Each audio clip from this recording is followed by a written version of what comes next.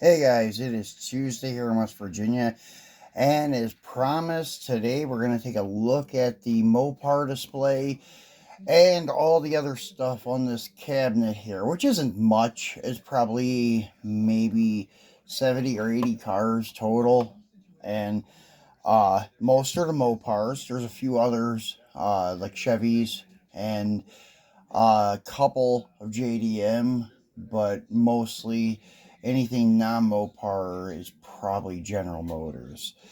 So, this is where we started yesterday and stayed yesterday with the Mr.Norm's green light stuff. And yeah, I wanted to tell you guys, here it is on display. I'll take you over here first.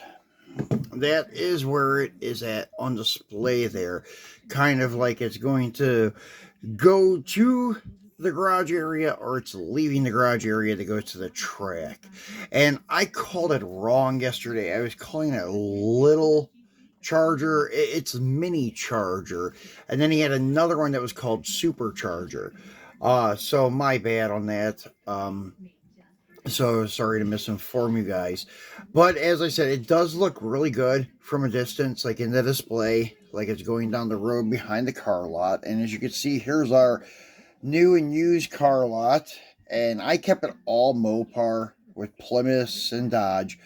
I know like any like modern dealerships or even dealerships back then would have had a mix of different cars that they dealt and used cars. So I just wanted to be a little bit biased and keep it all Mopar. And as I mentioned before, I tried to keep it as like 1958 to 1972. So like the era of the diorama would have been around 1972. But because I've had a few of these kind of guys here added, the 73 Roadrunner, a couple 73 Challenger, 74 Challenger. So now it's going to be like era 74.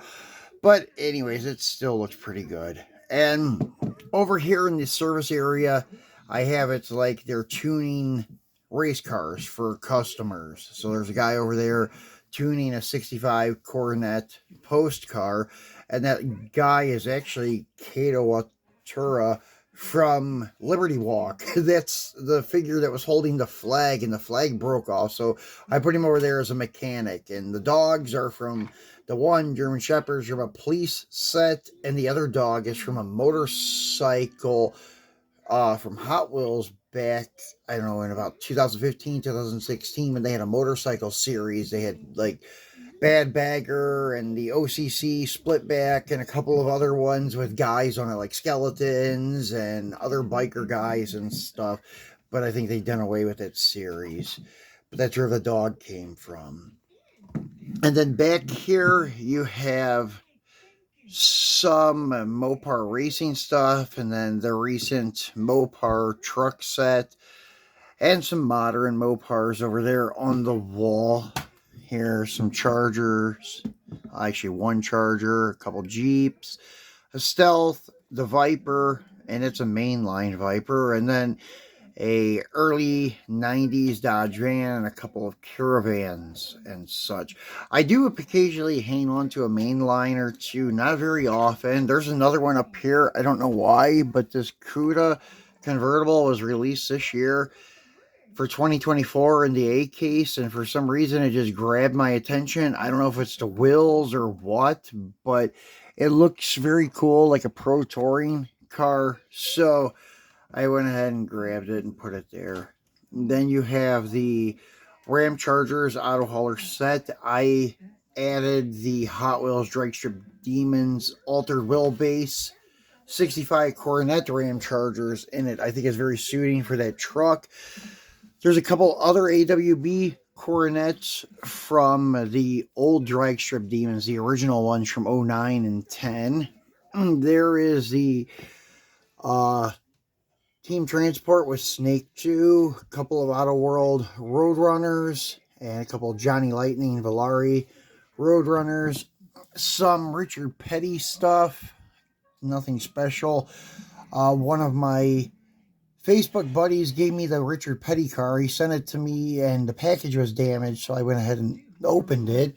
And that's from Scott Harris. I want to thank him for that. And then you could see the first regular release of the Power Wagon there. And then like a month later, they released a 6-truck set. And I have the sleeve for it too. It is up there on the top. And then I have an extra plow truck, which you'll see over here on the side.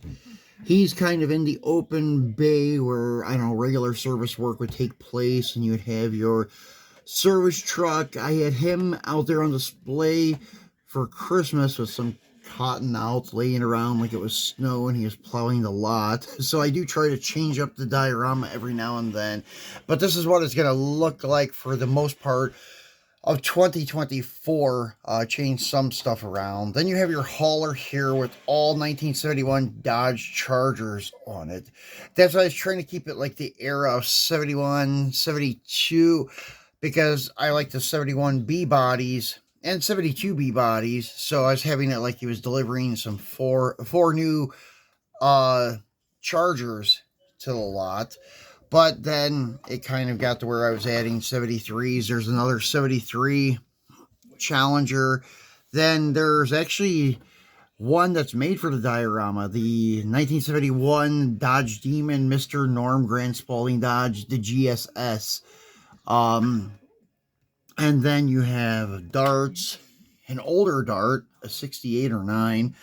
And then a 70 Super B, some more Chargers, and those are the Liberty Walk girls, but they do seem to fit the diorama good because the outfits they're wearing looks like something from the 60s or 70s with the thigh-high boots, the tight, like, hot pants, and the cut-off shirts. So it seems to suit the era of the 60s and 70s. Then you have some of the, not AAR, but the TA Challengers.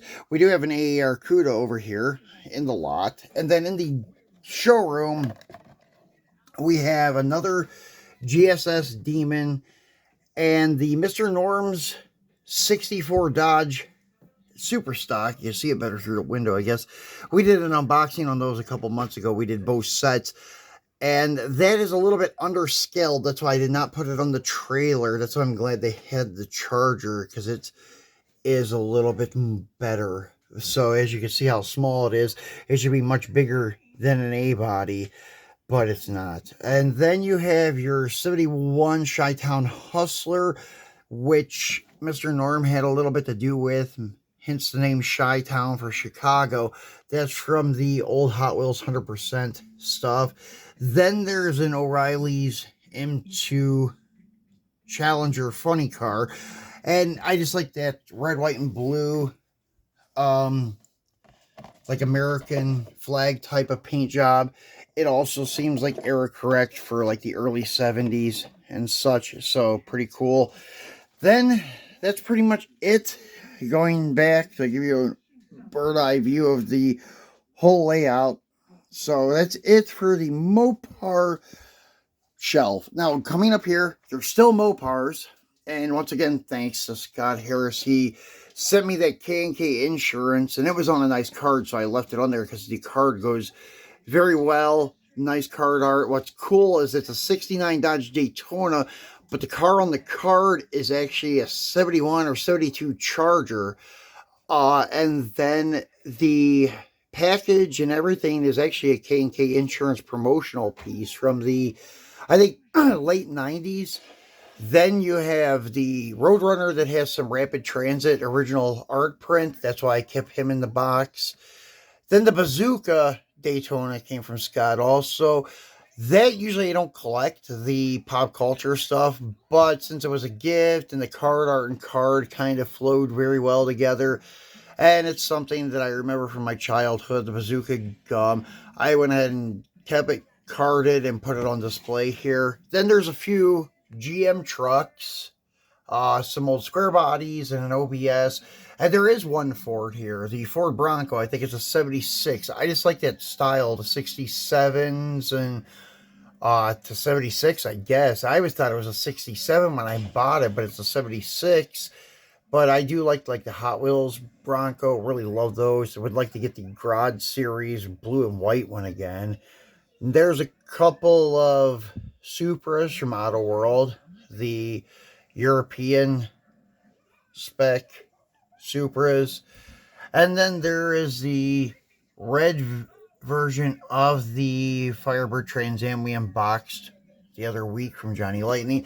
And as I mentioned a couple times, I've gotten into like some action figures occasionally. We'll pick up a Predator if I find it at Walmart. And these are pretty cool. The one that got me started was this guy here. He was marked down at Walmart because the box was damaged.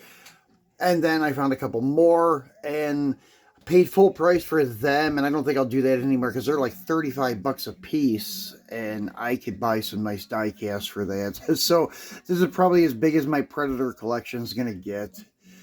Then moving up here, we have the Christine diorama. This pick is from the insert of the box, and then you have all Auto World stuff. This is the pre-resto. That's a very valuable one. Sorry about the glare, guys. Let me try to get it where it's not so bad. It's a little better. And then you have the partially restored, the burnt one, and then the evil one in the middle and the bottom. The one on the left is supposed to represent when it is in normal daytime non-evil Christine, but it's not a Christine release. It's actually the 57 Plymouth Belvedere release from Auto World from like 2020 or 2021, but it looked like regular Christine, so I put it there. And then the fawn beige one is the color of them, of the cars that were in the beginning of the movie on the assembly line. I think that year in 58, the Fury only came in fawn beige out of the factory unless you special ordered it. That's why Christine stood out like a sore thumb, and that bright red because all the other ones were like fawn beige. So that's what I've heard, that they were special order. They have them painted any other color but fawn beige that year. Kind of like Henry Ford, same with the Model T. You can have any color you want as long as it's black. So then you have some family picks there that I have on the shelf, and then some Chevy wagons and the Outer World Christmas Defender, and then some lowriders from Auto World, and the recently released quad cab dually square body from M2 with a Mopar trailer with a 62 Chevy lowrider.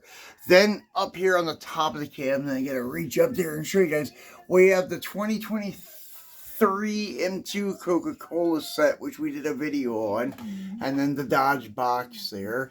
And that's the first release of the Power Wagon ever right there. So yeah, they flooded us with Power Wagons in November and December, which I thought was cool. So yeah, that's it. The only reason I'm keeping this set, usually I don't collect complete sets, but that one is kind of sentimental because it's Ethan's first Christmas in the U.S., my first Christmas in the U.S. since 2015, so we picked up the set for kind of a memory type of thing. So anyways, guys, that's it. That's my corner with this cabinet here. And yeah, going from top to bottom once again. And yeah, so we're kind of out of room. I can fit some more loose stuff on this miscellaneous shelf, I guess, here. So that's probably where I'll be putting some of the Johnny Lightning 2 for Tuesdays that we have coming up here soon. And one day I'll give you a look at some of my display cases. I got 2 Hot Wheel display cases full, and I'll show those to you guys someday. But that's it for today, guys. So enjoy your Tuesday, and I will be back either tomorrow or Thursday with the most recent Fast and Furious premium set. We're going to unbox a couple of them that I'm keeping. I'm keeping all the black cars from it, but the other ones like the Truno and the RS200 we won't be unpacking. We'll just take a nice look at them, but the NSX, the CUDA, and the R32 will crack open and give you a really nice up-close detailed look at them. So be sure to tune back in for that. That'll be tomorrow or Thursday. Thanks for watching, guys.